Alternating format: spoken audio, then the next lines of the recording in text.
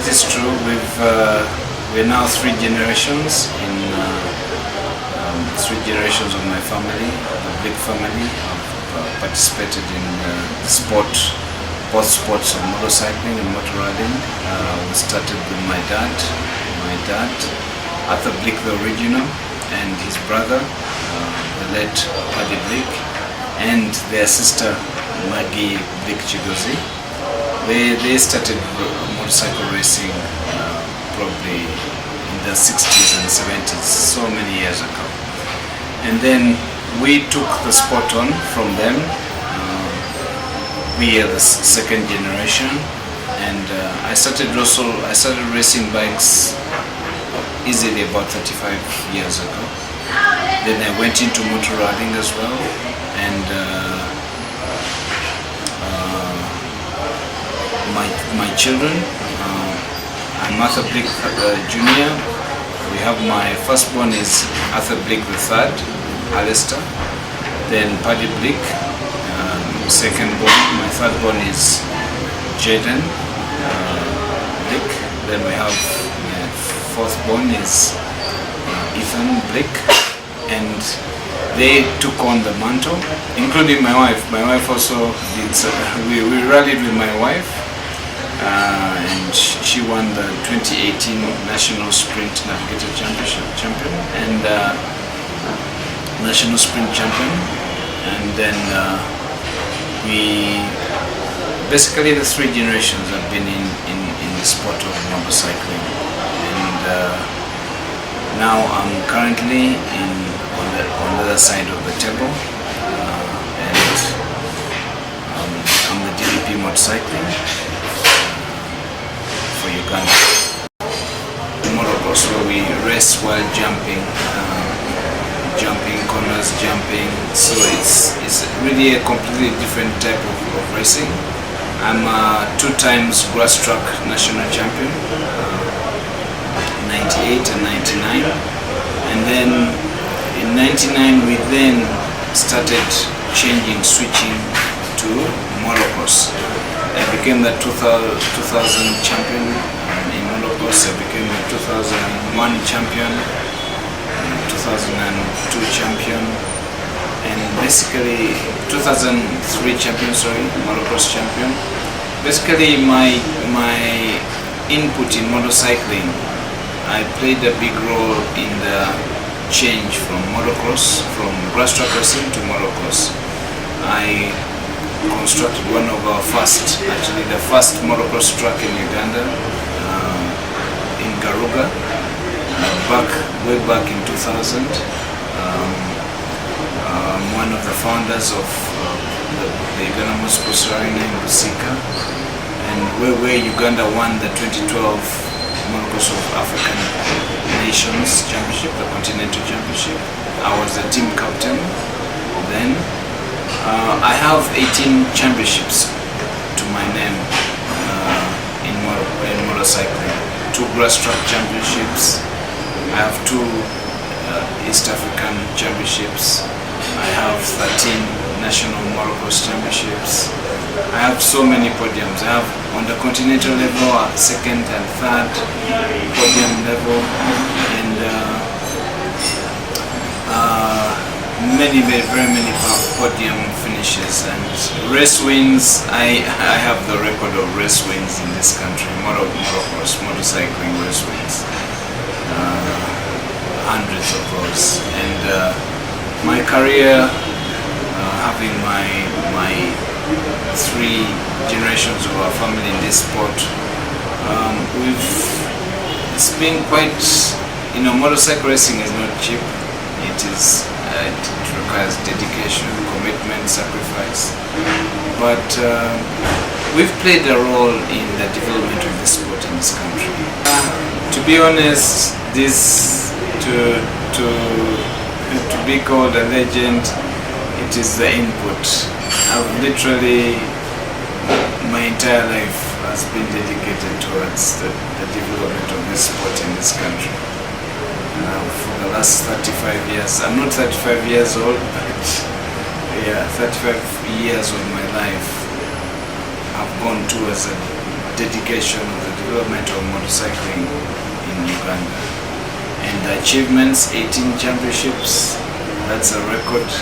No one has that yet. I have 18 championships to my name, motorcycling championships. I have National Rally Championship, 2015 National Rally Championship, that's now cars, and 2019 National Sprint Champion. Me and my wife were the first runner-up Clubman Rally Championship in 2002. That is about 23 years ago. So yeah, we've played our part, and to be honest, it takes a lot of passion, because we're not into this sport to benefit. This is not a sport where we're into it to make money. We're into this sport, we've sunk so much money into this sport to reach the level where we've reached and where it has reached. But all that is for the development of this sport, this wonderful sport in this country.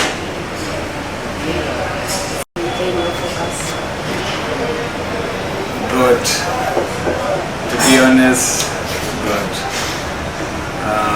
I gave my life to Jesus, to the Lord, many years ago, and like you've said, there's many ups and downs, lows, ups and downs, and very low times in that we've gone through. Life, that's what life is. Like my dad, sadly, while they were racing in Jinja many years ago, he was involved in racing bikes. He was involved in an accident that left him in a wheelchair.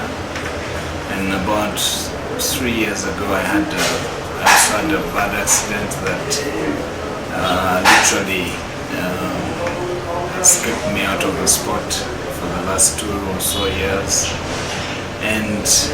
But I'll just, my fans out there and everybody, you see, we will get depressed. When you're able to do something and achieve something you've been achieving all these years, and all of a sudden that door is shut,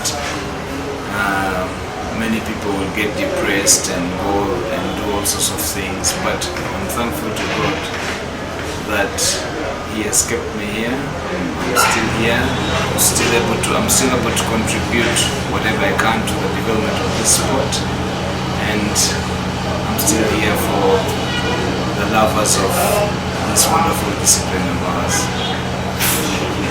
Definitely, they need to be fighters. Whichever event I got into, motor rallying or motorcycling, I went into it to want with a goal of winning it, not with a goal of escorting other drivers or other riders. To go into it with a goal to win, to fight for the win. And it's important to have that deep down in your heart. But it's also important to be patient. You're not going to just to come into the sport and become a champion the next day. No. Every stage of life takes time.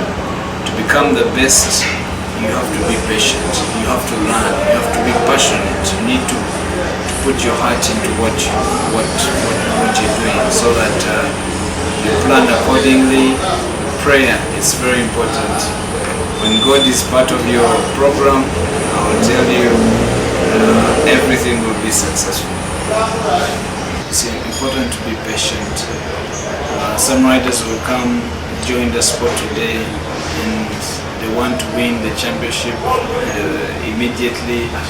All these things, there are various stages in our lives that we go through. Training on the bikes, our fitness training, our health, the food we eat. It's important. There's various stages. The amount of time you need on the bike, doing fitness, and to have a goal. It's important to have a goal and to follow, to have a day's goal, to have a week's goal, to have goals for a month, what you plan to achieve in a month, what you plan to achieve in a year, and have to be realistic goals.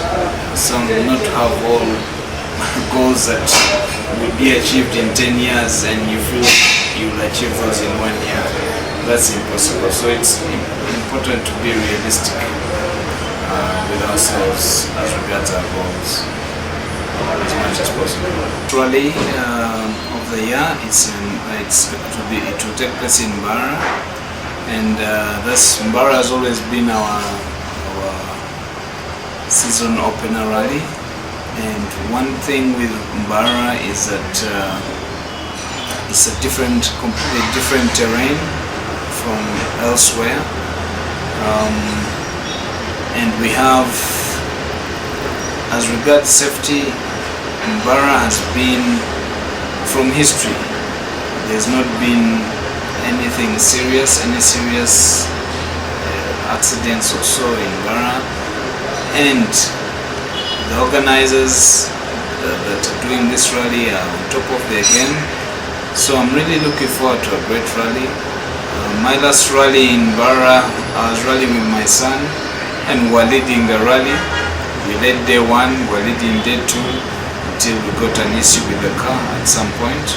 But rally Mbara is a great place, and yeah, I know that the officials are doing their best to make sure this is a safe event, and definitely all the laws are being followed and the regulations as they should, and we are comfortable that it's going to be a great rally.